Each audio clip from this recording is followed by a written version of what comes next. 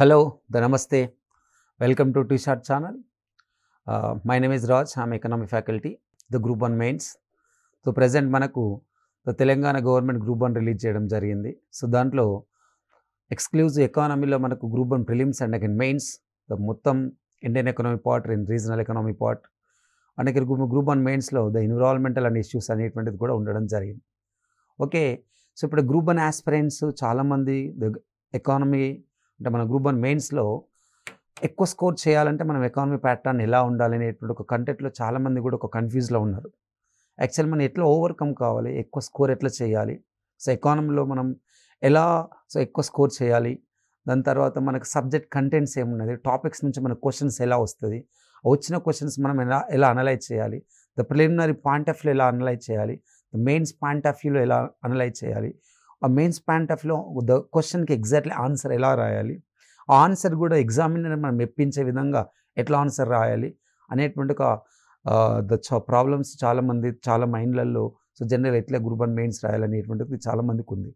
ఇక్కడ గ్రూప్ 1 మెయిన్స్లో సో ఓవరాల్గా మనకు ద ప్రిలిమినరీ మార్క్స్ 150 మార్క్స్ ఉన్నాయి. ప్రిలిమినరీ ఈ గ్రూప్ 1 ప్రిలిమినరీ 150 మార్క్స్ ఉంటే సో దీంట్లో ప్రిలిమినరీలో మనకు ఎకానమీ నుంచి క్వశ్చన్స్ ఒక 15 నుండి ఒక 20 వరకు ఎకానమిక్స్ క్వశ్చన్స్ రావచ్చు. 15 నుంచి 20 మార్కులు ఎకానమిక్స్ రావచ్చు. దీంట్లో ద ఎక్స్క్లూజివ్ ఇండియన్ ఎకానమీ నుండి దాంతోపాటు regional economy, so Indian economy and again TS economy, Telangana economy నుంచి మనకు సో జనరల్గా రావచ్చు.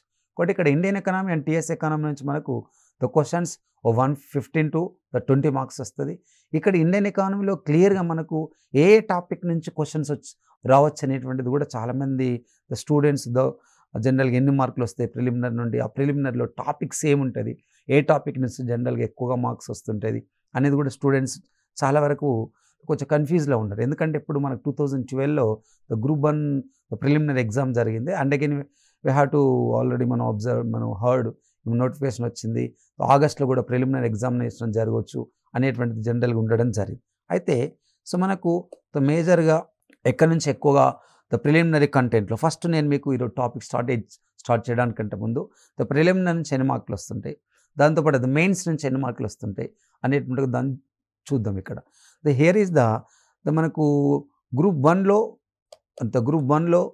ద ప్రిలిమినరీ కంటెంట్ తీసుకుంటే ప్రిలిమ్స్, ఈ ప్రిలిమ్స్ అనేటువంటి ఒక కంటెంట్ తీసుకుంటే మనకు సో మేజర్గా సో ఎక్కడ నుండి ఎక్కువగా వస్తుంటుంది the first Indian 5 years plans, అంటే భారతదేశంలో ఉన్న ప్రణాళికలు. సో ఈ ప్రణాళికలతో పాటు సో నీతి ఆయోగ్ను కూడా మనం చూసుకోవాలి. నీతి ఆయోగ్ ద ప్లాన్స్ నుంచి వస్తాయి అలాగే నీతి ఆయోగ్ నుండి వస్తాయి. దాని తర్వాత రెండో కంటెంట్ బేస్ చేసుకుంటే ద నేషనల్ ఇన్కమ్, సో జాతీయ ఆదాయం నుంచి కూడా వస్తుంది మనకు, జాతీయ ఆదాయం నుండి సెకండ్ వస్తుంది. అండ్ మూడోది తీసుకుంటే బ్యాంకింగ్ సిస్టమ్, బ్యాంకింగ్, దాంతోపాటు ద్రవ్యం, బ్యాంకింగ్ అనగా ద్రవ్యం అనేటువంటి ఒక టాపిక్ నుంచి కూడా వస్తుంటాయి. And again the next one fourth topic తీసుకుంటే ద ట్యాక్సెస్, పన్నులు, ద ట్యాక్సెస్ టాపిక్ నుంచి వస్తుంటాయి. And again the fifth one base చేసుకుంటే the budget, this is very very important.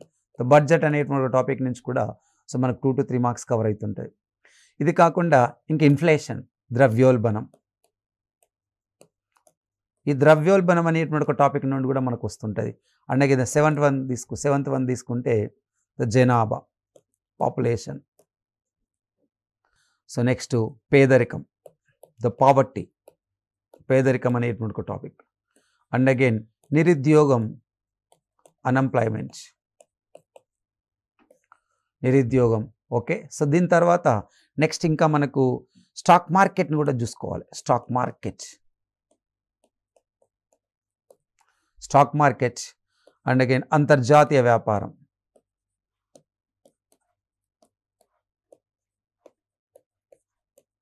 International trade నుండి కూడా ద ప్రిలిమినరీ పాయింట్ ఆఫ్ వ్యూలో మనకు వస్తుంటుంది. ద వ్యవసాయం, భారతదేశ వ్యవసాయం అంటే వ్యవసాయ రంగం, అండ్ భారతదేశ పరిశ్రమలు, పారిశ్రామిక రంగం, తర్వాత ఆర్థిక సంస్కరణలు. ఇన్ని టాపిక్స్ నుంచి మనకు వస్తుంటాయి ప్రిలిమినరీ పాయింట్ ఆఫ్ వ్యూలో. భారతదేశ ప్రణాళికలు, పంచవర్ష ప్రణాళికలు, నీతి జాతీయ ఆదాయం, బ్యాంకింగ్ వ్యవస్థ, పన్నులు, ద బడ్జెట్, ద్రవ్యోల్బణం, స్టాక్ మార్కెట్, ఓకే, అంతర్జాతీయ వ్యాపారం, వ్యవసాయ రంగం, పారిశ్రామిక రంగం, ఆర్థిక సంస్కరణలు. ఓకే, ఈ టాపిక్స్ అన్నిటి నుండి సో మనకు ప్రిలిమినరీ కంటెంట్లో ఇండియన్ ఎకానమీ పార్ట్ నుంచి మనకు క్వశ్చన్స్ రావచ్చు. ఇవే కాకుండా the preliminary point of view మనకు సో ఎక్కడి నుంచి ఇంకా రావచ్చు అంటే ద టీఎస్ ఎకనామీ నుంచి కూడా రావచ్చు మనకు. The TS economy, so TS economy అంటే మనకు తెలంగాణ ఎకనామీ నుంచి కూడా మనకు సో రావచ్చు. ఈ తెలంగాణ ఎకానమీ నుండి సో జనరల్గా మనకు ఏమేమి క్వశ్చన్లు తెలంగాణ ఏ పార్ట్ నుంచి రావచ్చు అని అంటే సో గ్రూప్ 1 ప్రిలిమినరీలో ఉండేటువంటి ఒక టాపిక్స్ గ్రూప్ 1 మెయిన్స్లో కూడా జనరల్గా మనకు కనబడుతుంటాయి. ప్రిలిమినరీలో ఉన్నాయి, ద మెయిన్స్ ఉంటాయి. అందుకే సో మనం టీఎస్ ఎకానమీ నుండి కొన్ని మార్క్స్ అనేటువంటి వస్తుంటుంది. కాబట్టి ఈ టీఎస్ ఎకానమీలో కొన్ని మార్క్స్ మనకి ఎగ్జాక్ట్లీ 1956 నుండి 2014 సంవత్సరాల మధ్య తెలంగాణ ఉమ్మడి ఆంధ్రప్రదేశ్లో మనం కలిసినప్పుడు తెలంగాణ ఆర్థిక వ్యవస్థ ఏ విధంగా వెనుకబడ్డది, నీళ్లు నిధులు ఉద్యోగాలు అనేటువంటి ఒక కంటెంట్తో తెలంగాణ ద మూమెంట్ స్టార్ట్ అయింది. దాంతో 2014 సంవత్సరంలో తెలంగాణ కూడా సాధించుకున్నాం. ఇదే టైంలో ఈ మధ్య కాలంలో ఎలాంటి డిస్క్రిమినేషన్ గురైంది, ఎలాంటి వివక్ష గురి కావడం జరిగింది అనేది మనకు ఇక్కడ చూసుకోవాలి. రెండో తెలంగాణ ప్రాంతంలో భూ సంస్కరణలు అనేది ఇంపార్టెంట్. ద ల్యాండ్ రిఫార్మ్స్ అనేటువంటి చూసుకోవాలి. అనగా మూడోది తెలంగాణ ప్రాంతంలో ఉన్న వ్యవసాయ రంగం, అలాగే దాని తర్వాత తెలంగాణ ప్రాంతంలో ఉన్న పారిశ్రామిక రంగం, దాని తర్వాత సేవా రంగం, సర్వీస్ సెక్టార్. ఇవే కాకుండా తెలంగాణలో ఇంకా ప్రిలిమినరీ నుంచి క్వశ్చన్స్ ఇంకా ఏం రావచ్చు అని అంటే ద మేజర్గా తెలంగాణ గవర్నమెంట్ వచ్చిన తర్వాత 2014 నుంచి సో ఈ మధ్య కాలంలో 2022 సంవత్సరం వరకు తెలంగాణ గవర్నమెంట్ వచ్చిన తర్వాత తెలంగాణ గవర్నమెంట్ ఎలాంటి స్కీమ్స్ ఇంప్లిమెంట్ చేయడం జరిగింది. మిషన్ కాకతీయ లాంటి, తెలంగాణ కల్తహారం లాంటి, తర్వాత ఈ మధ్య కాలంలో ఇప్పటివరకు కూడా దళిత బంధు లాంటి స్కీమ్స్ లాంటి సో ఇలాంటి తెలంగాణ పాలసీస్, తెలంగాణలో ఉండేటువంటి స్కీమ్స్ అనేటువంటిది తెలంగాణ ఎకనామీలో నేను చెప్పినటువంటి ఇప్పటివరకు రాసినటువంటి టాపిక్స్, దాంతోపాటు వెల్ఫేర్ స్కీమ్స్ కూడా మీద మనకు ఐడియా అనేటువంటిది ఉండాలి. సో కాబట్టి ఇండియన్ ఎకనామీ, దాంతోపాటు టీఎస్ ఎకానమీ, ఇవన్నీ ఐడియా ఉంటే ఒక 15 నుంచి 20 మార్క్స్ వరకు మనకు ప్రిలిమినరీలో ఆన్సర్స్ అనేటువంటిది క్వశ్చన్స్ రావచ్చు. వాటికి మనం ఆన్సర్ కూడా చేయవచ్చు. ఇక్కడ మనం డిస్కస్ చేసే కంటెంట్ ఎలా ఉంటుందంటే ద ప్రిలిమినరీతో పాటు మెయిన్స్ ప్యాటర్న్ డిస్కస్ చేద్దాం. అంటే ప్రిలిమినరీలో క్వశ్చన్స్ ఎలా అడగవచ్చు, as well as at the same time the సైమల్టేనియస్గా ద ఆన్సర్స్ మనం ఎట్లా చేయాలి, అంటే గ్రూప్ 1 మెయిన్స్లో కూడా డిస్క్రిప్టివ్ ఆన్సర్ కూడా ఎలా రాయాలి అనేటువంటిది రెండింటిని మనం ఇక్కడ డిస్కస్ చేద్దాం. సో రైట్, ఇప్పుడు ఎగ్జాక్ట్లీ ఈరోజు మనం ద ప్రిలిమినరీ ఎలా ఎన్ని టాపిక్స్ వస్తుంది, ఏమేమి వస్తాయి అనేది మనం ఇక్కడ డిస్కస్ చేసి ఇక్కడ నేను మీకు చెప్పాను. దాంతోపాటు ఇంకోటి ఏంటంటే the mains pattern. The mains ప్యాటర్న్లో ఒక 3 పార్ట్స్ ఉన్నాయి మనకు. Part 1 Indian economy, part 2 regional economy, part 3 తీసుకుంటే మనకు ఎన్విరాన్మెంటల్ ఎకనామిక్స్ అనేటువంటిది ఉంది. ఈ మూడిటి సో జనరల్గా ఉండడం జరిగింది. కాబట్టి ఇక్కడ ఓవరాల్గా మనం ఇండియన్ ఎకానమీ గురించి మనం ఈరోజు మనం ప్రిలిమినరీ అండ్ మెయిన్స్ అనేటువంటి ఒక ప్యాటర్న్ చూద్దాం. ఇండియన్ ఎకనామీ, దీన్నే మనం డెవలప్మెంట్ ఎకనామీ అనేటువంటిది జనరల్గా మనం చూడడం జరుగుతుంది. డెవలప్మెంట్ ఎకనామీ సో చూడడం జరుగుతుంది. సో కాబట్టి ఈ ఇండియన్ ఎకానమీలో ద 5 యూనిట్స్ ఉన్నాయి. The one is the national income, okay. Second one తీసుకుంటే the budget, the taxes, and again the poverty and unemployment, and again దాని తర్వాత తీసుకుంటే నెక్స్ట్ ఇండియన్ 5 years ప్లాన్స్. ఇలా 5 యూనిట్స్ ఉన్నాయి మనకు, 5 యూనిట్లు ఉన్నాయి. ఈ 5 యూనిట్లను మనం చూసుకుంటే ఇండియన్ ఎకానమీ మెయిన్స్లో గ్రూప్ 1 మెయిన్స్లో 50 మార్కులు వస్తాయి. ఈ 50 మార్కులలో మనం ఫస్ట్ యూనిట్ ప్రిలిమినరీకి మెయిన్కి మ్యాచ్ అయ్యే యూనిట్ తీసుకుందాం. ప్రిలిమినరీ మెయిన్కు మ్యాచ్ అయ్యే యూనిట్లు తీసుకుందాం. దాంట్లో ఇండియన్ 5 years ప్లాన్స్ తీసుకుందాం. ఓకే, సో భారతదేశంలో పంచవర్ష ప్రణాళికల గురించి మనం సో డిస్కస్ చేద్దాం. ఇండియాలో పంచవర్ష ప్రణాళికలు. కాబట్టి ఈరోజు మనం first unit Indian 5 years plan, భారతదేశ పంచవర్ష ప్రణాళిక. సో మనకు ఇండియన్ ఎకనామీలో మెయిన్స్ ప్యాటర్న్ తీసుకుంటే భారతదేశ పంచవర్ష ప్రణాళికలు, ఇది ప్రిలిమినరీలో మనకు ఒక 3 నుంచి 4 క్వశ్చన్లు ఇక్కడ నుంచి వస్తుంటాయి ప్రిలిమినరీలో.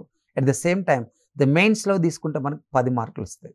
ద 1 క్వశ్చన్ 100% వస్తుంది ప్రిలిమినరీలో. ఇక్కడ మెయిన్స్లో మనకు క్లియర్గా సిలబస్ని మనం ఒకసారి అబ్జర్వ్ చేస్తే సిలబస్లో ఏముంది అంటే భారతదేశ పంచవర్ష ప్రణాళిక వ్యవస్థ, అలాగే దాంతోపాటు నీతి ఆయోగ్, ఓకే. సో నీతి ఆయోగ్, అలాగే భారతదేశ పంచవర్ష ప్రణాళికలలో 12వ పంచవర్ష ప్రణాళిక గురించి క్లియర్గా చెప్పిండు. 12వ పంచవర్ష ప్రణాళిక గురించి క్లియర్గా రాయము అని చెప్పాడు. అంటే మనకు పంచవర్ష ప్రణాళికలు అంటే తెలియాలి, ప్రణాళికల్లో జరిగినటువంటి విజయాలు తెలియాలి, ప్రణాళికల యొక్క సక్సెస్ తెలియాలి, ఫెయిల్యూర్ తెలియాలి, ప్లానింగ్ కమిషన్ ప్లేస్లో నీతి ఆయోగ్ ఎందుకు ఏర్పాటు చేసిందో తెలియాలి. నీతి ఆయోగ్ ప్రణాళిక సంఘానికి నీతి ఆయోగ్ మధ్య తేడా కూడా తెలియాలి. ప్లానింగ్ కమిషన్కు నీతి ఆయోగ్ తేడా ఏంటిది, ఈ రెండు జనరల్గా ఎలా పనిచేస్తున్నాయి అనేటువంటి ఒక వేరియేషన్ తెలియాలి. ఇప్పుడు నీతి ఆయోగ్ వచ్చిన తర్వాత భారతదేశంలో సహకార సమైక్య వ్యవస్థను ప్రోత్సహించాలనే కంటెంట్తో నీతి ఆయోగ్ ఏర్పడ్డది. ఆ సహకార సమైక్య వ్యవస్థ ఎలా జనరల్గా జరుగుతుంది అనేటువంటిది మనకు అది కూడా తెలియాలి. కాబట్టి నీతి ఆయోగ్ లక్ష్యాలు కూడా తెలియాలి. ఓకే, దాంతోపాటు ఇంకా 12వ పంచవర్ష ప్రణాళిక భారతదేశ ప్రభుత్వం ప్రవేశపెట్టిన తర్వాత ఆ 12వ పంచవర్ష ప్రణాళికలో కోర్ ఈవెంట్స్ మనకి ఏంటిదో తెలియాలి. కోర్ ఈవెంట్స్ మనకి ఏంటిదో తెలిస్తే అప్పుడు క్లియర్గా మనకు క్వశ్చన్ ఎలా అడిగినా కూడా మనం ఆన్సర్ చేస్తాం. ఓకే, ఫస్ట్ టాపికే భారతదేశ పంచవర్ష ప్రణాళికలు. ఈ భారతదేశ పంచవర్ష ప్రణాళికలలో ఫస్ట్ నేను మీకు కొన్ని పాయింట్స్ చెప్తా. ఆ కొన్ని పాయింట్స్ చెప్పిన తర్వాత మళ్ళీ మనకు మెయిన్స్ ప్యాటర్న్లో క్వశ్చన్ ఎలా అడుగుతాడు అనేది మనం ఇక్కడ డిస్కస్ చేద్దాం. Okay, right, let discuss about what are the 5 years plans. 5దో మనకు పంచవర్ష ప్రణాళికలు అంటే ఏంటిది అని తెలియడానికంటే ముందు ప్రణాళిక అంటే ఏంటిదో మనం ఇక్కడ డిస్కస్ చేద్దాం. ప్రణాళిక, అసలు ప్రణాళిక అంటే ఏంటిది, ద ప్లాన్స్ అంటే ఏంటిది, ఎలా ప్రణాళికలను తీసుకుంటుంది, ఏ దేశమైనా కూడా ప్రణాళికలను ఎందుకు తీసుకుంటుంది, ఎలా తీసుకుంటుంది అనేటువంటి జనరల్గా కొంచెం మనం బ్రీఫ్ డిస్కస్ చేద్దాం. ప్రపంచంలో ద ప్రణాళికాయుత ఆర్థిక వ్యవస్థను ప్రవేశపెట్టిన మొట్టమొదటి దేశం రష్యా. ప్రపంచంలో ద ప్రణాళికలను ప్రవేశపెట్టినటువంటి ఒక దేశం ఏది అని అంటే రష్యా అని పిలుస్తాం. రష్యా అనేటువంటి ఒక దేశం మొట్టమొదటిసారిగా ప్రణాళికలను ప్రవేశపెట్టింది. ఎందుకు ప్రణాళికలను ప్రవేశపెట్టింది రష్యా పెట్టిన తర్వాత ప్రపంచ దేశాలన్నీ ఎందుకు ప్రణాళికలను అడాప్ట్ చేసుకోవడం జరిగినాయి, ఏ ఆర్థిక వ్యవస్థ కలిగినటువంటి దేశాలు ప్రణాళికను ఎంచుకుంటాయి జనరల్గా.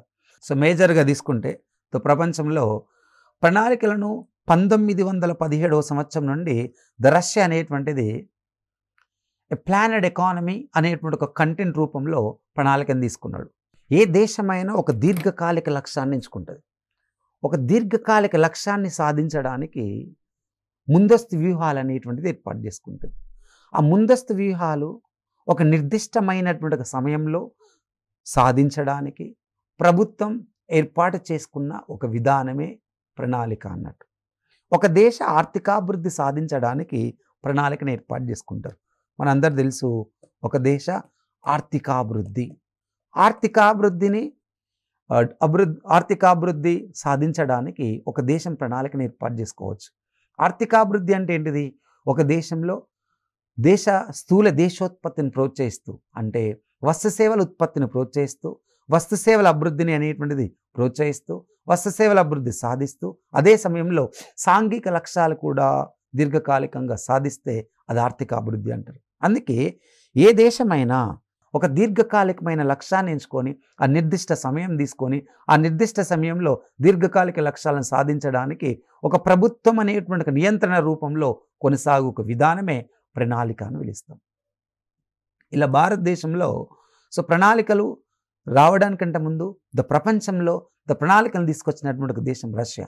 అలా 1928వ సంవత్సరం నుండి 1933వ సంవత్సరంలో రష్యా ఒక పంచవర్ష ప్రణాళిక వ్యవస్థను అమల్లోకి తీసుకొచ్చింది.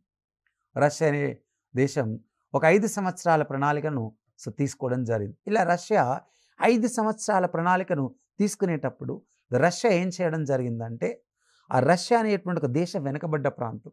అది రష్యా అనేటువంటి ఒక దేశంలో ఉన్న సమస్య ఏంటంటే నిరుద్యోగ సమస్యలు అప్పటికి ఉండడం. రష్యా అనేటువంటి ఒక వెనుకబడి మేజర్గా ఉండడానికి రష్యా దేశంలో పారిశ్రామిక రంగం అనేటువంటిది పెద్దగా ఏర్పాటు జరగలేదు.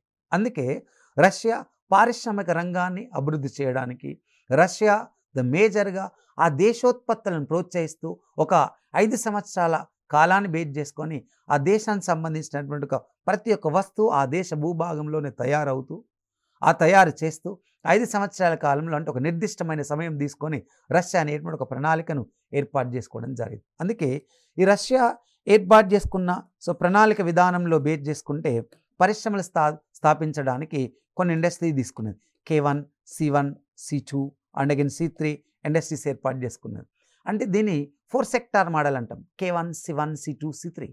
The K1 C1 C2 C3 అంటే కే అంటే ఒక భారీ పరిశ్రమలను ఏర్పాటు చేయడం, అనేక తర్వాత వ్యవసాయానికి సంబంధించినటువంటి ఒక పరిశ్రమలు ఏర్పాటు చేయడం, దాని తర్వాత చిన్న కుటీర పరిశ్రమలు ఏర్పాటు చేయడం, గృహ రంగానికి అవసరమైనటువంటి ఒక పరిశ్రమలు ఏర్పాటు చేయడం అనేటువంటి ఒక కంటెంట్తో K1 C1 C2 C3 అనేటువంటి ఒక పరిశ్రమలను ఏర్పాటు చేస్తూ ఆ దేశంలో దేశోత్పత్తి అంటే ఆ దేశానికి కావాల్సిన అన్ని రకాల వస్తువులు ఆ దేశంలో తయారు చేయాలనేటువంటి ఒక కంటెంట్తో మొట్టమొదటిసారిగా ఒక పారిశ్రామిక రంగానికి ప్రాధాన్యత ఇస్తూ పరిశ్రమల స్థాపన అనేటువంటి అది ప్రణాళిక విధానం అనేటువంటిది మెల్లిమెల్లిగా తీసుకొని రావడం జరిగింది. ప్రపంచంలో ఏ దేశమైనా ప్రణాళికలు అమలు చేసింది, బట్ ప్రపంచంలో ప్రణాళికలు అమలు చేసినటువంటి మొట్టమొదటి దేశం మాత్రం Russia.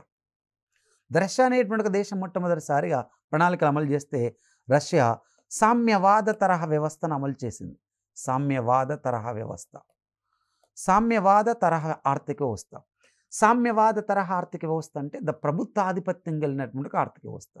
And here is the role model of the government. Role model of the government అంటే high priority of the government, the private sector is the very low, the public sector is the high. అంటే ప్రభుత్వాధిపత్యం కలిగినటువంటి ఒక ఆర్థిక వ్యవస్థ ఎక్కువ ప్రభుత్వ నియంత్రణలోనే ఉంటుంది. అందుకే ప్రైవేట్ రంగం తక్కువగా ఉంటూ ప్రభుత్వ రంగం అనేటువంటిది ఎక్కువగా ఉంటే అది సామ్యవాద తరహా ఆర్థిక వ్యవస్థ అంటారు. ఇలా ప్రపంచంలో రష్యా అనేటువంటి ఒక దేశం మొట్టమొదటిసారిగా సామ్యవాద తరహా ఆర్థిక వ్యవస్థ రూపంలోనే ప్రణాళికలు అమలు చేసింది.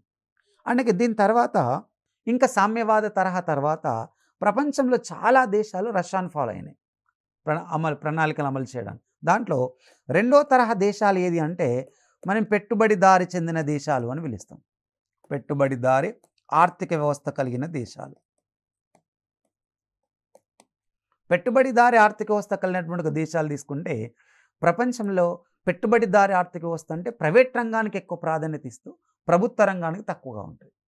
అంటే ఆ రాష్ట్రానికి ఆ దేశానికి వచ్చేటువంటి జీడిపి తీసుకున్నా, ఆ దేశంలో వస్తుత్పత్తి తీసుకున్నా, పెట్టుబడి తీసుకున్నా, సంస్థలు తీసుకున్నా, ఉపాధి తీసుకున్నా, ఆదాయ మార్గాలు తీసుకున్నా, ఏదైనా ప్రభుత్వానికంటే ప్రైవేట్ రంగం చెక్క రాబడిస్తుంది. ఇలా పెట్టుబడిదారి ఆర్థిక వ్యవస్థ కలిగిన దేశాలు కూడా ప్రణాళికలు అమలు చేస్తాయి. దేనికోసం అంటే సంపూర్ణ ఉద్యోగిత సాధించడానికి, సంపూర్ణ వస్తుత్పత్తి సాధించడానికి ప్రణాళికలు ఏర్పాటు చేసుకుంటాయి. అట్ ద సేమ్ టైం దీని తర్వాత భారతదేశం అంటే ఒక మిశ్రమ దేశం కాబట్టి ఇక్కడ మిశ్రమ దేశం కూడా దేశంలో ప్రణాళికలు అమలు చేయొచ్చానంటే మిశ్రమ దేశం కూడా అమలు చేస్తుంది. అంటే ప్రపంచవ్యాప్తంగా ప్రణాళికలను 3 రకాల ఆర్థిక వ్యవస్థ కలిగిన దేశాలు ఫాలో అవుతున్నాయి. దాంట్లో పెట్టుబడిదారు దేశం, అలాగే సామ్యవాద దేశం, మిశ్రమ దేశాలు. ఏ దేశమైనా కూడా ప్రణాళికలను అమలు చేయొచ్చు. ఇది పరిస్థితి. ఇప్పుడు గ్రూప్ 1 పాయింట్ ఆఫ్ వ్యూలో మనం డిస్కస్ చేద్దాం. మీకు గ్రూప్ 1 పాయింట్ ఆఫ్ వ్యూలో క్వశ్చన్ ఎలా అడగచ్చు అంటే the major group 1 point of వ్యూలో క్వశ్చన్ ఏం అడగచ్చు, భారతదేశ ప్రణాళికల ప్రారంభం గురించి రాయగలవా అని అడుగుతాడు. భారతదేశ ప్రణాళికల ప్రారంభంను వివరించండి అని అడుగుతాడు. అంటే ఈ క్వశ్చన్ మనకు ద మెయిన్స్ ప్యాటర్న్ తెలుస్తుంది, at the same time the preliminary pattern కూడా తెలుస్తుంది. రెండిట్లో మనకు వస్తుంది. అందుకే ఎప్పుడైనా ఒక గ్రూప్ 1 స్టూడెంట్ ప్రిపేర్ అయ్యేటప్పుడు ఒక కాంప్రహెన్సివ్ కంటెంట్లో ప్రిపేర్ అవ్వాలి. అంటే మెయిన్స్తో పాటు ద ప్రిలిమినరీలో మనకు క్వశ్చన్ రావాలి అంటే కొంచెం లోతైనటువంటి అధ్యయనం కావాలి. దాంతోపాటు మెయిన్స్ రాయాలంటే ఆ సబ్జెక్ట్ మీద మనకు అవగాహన ఉంటేనే మనం క్వశ్చన్కి ఆన్సర్ అనేటువంటిది రాయడానికి ఈజీగా ఉంటుంది. సో మీకు ఇప్పుడు నేను ఒక ద గ్రూప్ 1 మెయిన్స్ ప్యాటర్న్లో చూసేటప్పుడు ఒక క్వశ్చన్ అడుగుతాడు. ఏంటిది, భారతదేశ ప్రణాళిక ద ప్రారంభం ఏంటి అని అడుగుతాడు. అప్పుడు 1 క్వశ్చన్, ద ఫస్ట్ క్వశ్చన్ ప్రణాళికల నుంచి భారత ప్రణాళికల ప్రారంభం రాయము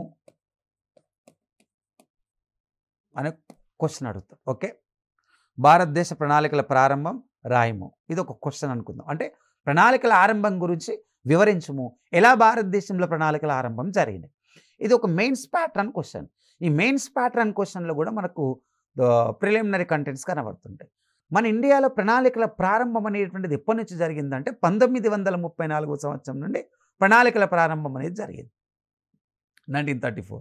ఇలా ఫస్ట్ మన ఇండియాలో 1934 సంవత్సరంలో మోక్షగుండం విశ్వేశ్వరయ్య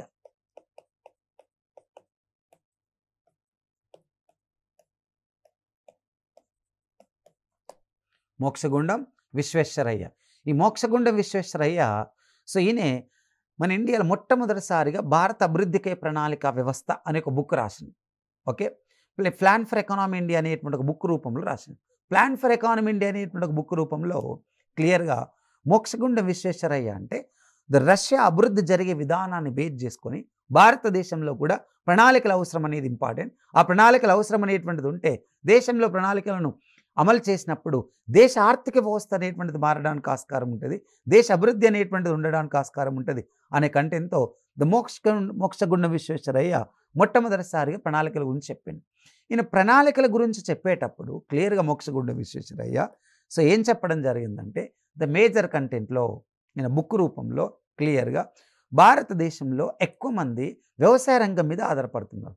ఎక్కువ మంది వ్యవసాయ రంగం మీద ఆధారపడితే వీళ్ళు వ్యవసాయ రంగం నుండి పారిశ్రామిక రంగంలోకి పంపించినప్పుడు దేశంలో పారిశ్రామిక రంగం అభివృద్ధి అవుతుంది. ఆ పారిశ్రామిక రంగంతో పాటు దేశ జీడిపి పెరుగును, దేశ జీడిపితో పాటు తలసరి ఆదాయం కూడా పెరుగును అని చెప్పినటువంటి వ్యక్తి మోక్షగుండం విశ్వేశ్వరయ్య. అందుకే మోక్షగుండం విశ్వేశ్వరయ్య ఒక 10,000 కోట్ల రూపాయల పెట్టుబడులు పరిశ్రమలలో పెట్టాలన్నాడు. 10,000 కోట్ల రూపాయల పెట్టుబడులు పరిశ్రమల్లో పెట్టాలి. ఈ పరిశ్రమలలో పెట్టుబడి పెట్టినప్పుడు పారిశ్రామిక రంగం పురోగతి అవుతుంది. పారిశ్రామిక రంగం పురోగతి అయిపోయిన తర్వాత భారతదేశంలో వ్యవసాయ రంగంలో మిగులు శ్రామిక శక్తి అనేది ఎక్కువగా ఉంది. మిగులు శ్రామిక శక్తి ఎక్కువగా ఉంది. ఈ మిగులు శ్రామిక శక్తి అనేది ఎక్కువ వ్యవసాయ రంగంలో ఉంది కాబట్టి ఈ మిగులు శ్రామిక శక్తి అంటే అవసరానికంటే మించిన శ్రామిక శక్తి, ఈ అవసరానికంటే మించిన శ్రామిక శక్తి వ్యవసాయ రంగంలో ఉంది కాబట్టి భారతదేశంలో పారిశ్రామిక రంగంలో పెట్టుబడులు పెట్టినప్పుడు పరిశ్రమల స్థాపన జరుగుతుంది. పరిశ్రమల స్థాపన అనేటువంటి జరిగిన తర్వాత దేశంలో ఉన్న సప్లస్ ఆఫ్ లేబర్ ఫోర్స్ మిగులు శ్రామిక శక్తిని పారిశ్రామిక రంగంలోకి పంపించినప్పుడు పారిశ్రామిక రంగంలో ఉపాధి కూడా పెరుగుతుంది. అప్పుడు ఆ ఉపాధి పెరుగుతుంది. ఆ పారిశ్రామిక రంగంలో పాల్గొన్నప్పుడు వస్తు సేవల ఉత్పత్తి పెరుగుతుంది. దాంతోపాటు జీడిపి పెరుగుతుంది. జీడిపి పెరిగినప్పుడు ఆటోమేటిక్గా తలసరి ఆదాయం కూడా పెరుగును అని చెప్పినటువంటి ఒక వ్యక్తి మోక్షగుండం విశ్వేశ్వరయ్య. అందుకే భారతదేశ ప్రణాళిక ఆరంభం అనేటువంటిది మోక్షగుండం విశ్వేశ్వరయ్య నుంచి భారతదేశంలో ప్రారంభం కావడం జరిగింది. అది మాట. ఈ మోక్షగుండం విశ్వేశ్వరయ్య తర్వాత భారతదేశంలో ప్రణాళికల ఆరంభం గురించి మనం మాట్లాడేటప్పుడు భారతదేశానికి ప్రణాళికలు అవసరం అనేటువంటి ఒక కంటెంట్. అవసరం అంటే భారతదేశం ప్రణాళికలను అమలు చేయాలంటే మోక్షగుండం విశ్వేశ్వరయ్యను కూడా కొంతమంది యాక్సెప్ట్ చేశారు. కొంతమంది యాక్సెప్ట్ చేసి దాంట్లో 1936వ సంవత్సరంలో కేఎన్ సేన్ ఈ కేఎన్ సేన్ అనేటువంటి ఒక అతను కూడా భారతదేశంలో ప్రణాళికల అమలు అనేది అవసరం అంటే భారత ఆర్థిక వ్యవస్థ పునర్నిర్మాణం జరగాలంటే the reconstruction of Indian planning అని ఒక బుక్ రాస్తాడు. The reconstruction of Indian planning అనేటువంటి ఒక బుక్ ఏం చెప్పడం జరుగుతుందంటే ద క్లియర్గా భారతదేశ ప్రణాళికల ద్వారా దేశ ఆర్థిక వ్యవస్థ పునర్నిర్మాణం జరుగు, అందుకని ప్రణాళికల అవసరాన్ని చెప్పేస్తాడు. దాని తర్వాత 1936వ సంవత్సరంలో పిసి లోక్నాథ్ అని పిలుస్తాం.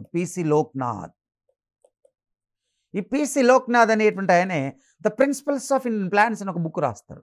ద ప్రిన్సిపల్స్ ఆఫ్ ప్లాన్స్ అంటే భారతదేశ ఆర్థికాభివృద్ధి జరగాలంటే భారతదేశానికి ద మేజర్గా ప్రణాళికలు అనేటువంటిది అవసరం. అందుకని ప్రణాళిక సూత్రాలు అనేటువంటి ఒక కంటెంట్ రూపంలో ప్రణాళికల ఆవశ్యకత గురించి ప్రణాళికల అవసరం గురించి మాట్లాడినటువంటి ఒక వ్యక్తి పిసి లోక్నాథ్. దీని తర్వాత ఒక దేశంలో ప్రణాళికలను ప్రారంభించేది, ఒక దేశంలో ప్రణాళికలు అమలు చేసేది ఎప్పుడు కూడా ప్రభుత్వమే. ప్రభుత్వ నియంత్రణ రూపంలోనే ప్రణాళికలు అమలు జరుగుతుంది. ప్రభుత్వ నియంత్రణ రూపంలోనే ప్రణాళికలు అనేటువంటిది కొనసాగుతుంటుంది. అయితే దీంట్లో 1938వ సంవత్సరంలో 1938లో 1938వ సంవత్సరంలో మన ఇండియాలో జాతీయ కాంగ్రెస్ సమావేశాలు జరుగుతాయి. జాతీయ కాంగ్రెస్ సమావేశాలంటే మనకు తెలుసు అందరికీ ఐఎన్సి అని పిలుస్తాం, ఇండియన్ నేషనల్ కాంగ్రెస్ సమావేశాలు అంటాం. ఈ జాతీయ కాంగ్రెస్ సమావేశాలకు 1938లో జరుగుతుంటే ప్రతి సంవత్సరం జాతీయ కాంగ్రెస్ సమావేశాలు జరుగుతాయి. ఆ జాతీయ కాంగ్రెస్ సమావేశాలకు అధ్యక్షుడిగా ఉండేటువంటి ఒక వ్యక్తి సుభాష్ చంద్రబోస్.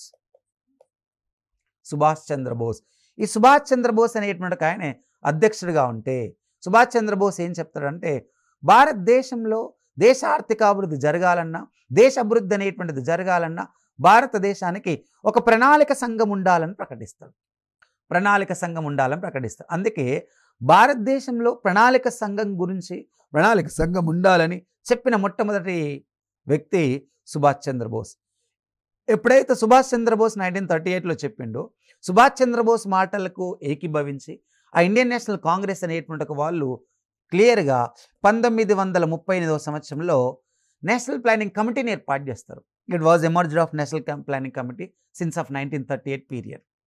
1939వ సంవత్సరంలో జాతీయ కాంగ్రెస్ అధ్యక్షతన నేషనల్ ప్లానింగ్ కమిటీ స్టార్ట్ అవుతుంది. అంటే జాతీయ ప్రణాళిక కమిటీ. దీన్ని మనం ఎన్పిసి అని రాయొచ్చు. జాతీయ ప్రణాళిక కమిటీ అనేది స్టార్ట్ అయింది. జాతీయ ప్రణాళిక కమిటీకి చైర్మన్గా జవహర్ లాల్ నెహ్రూని ఏర్పాటు చేస్తారు. ఆయనతో పాటు 15 మంది సభ్యులను తీసుకుంటారు. ఈ జాతీయ ప్రణాళిక కమిటీ ఏం చేస్తుంది? భారతదేశంలో దేశ ఆర్థిక అభివృద్ధికి అవసరమైనటువంటి ఒక ప్రణాళిక రూపొందిస్తుంది. ఈ జాతీయ ప్రణాళిక కమిటీ రూపొందించి 1939వ సంవత్సరంలో బ్రిటిష్ ప్రభుత్వానికి అందిస్తారు. కానీ unfortunately British government didn't consider which is reported of the national planning committee. National planning committee యొక్క రిపోర్ట్ను యాక్సెప్ట్ చేయదు. ఓకే, ఇది వ్యూవర్స్. మనకి ఇప్పటి వరకు. దీని తర్వాత నెక్స్ట్ వీడియోలో మనం దీన్ని కంటిన్యూ చేద్దాం. Thank you.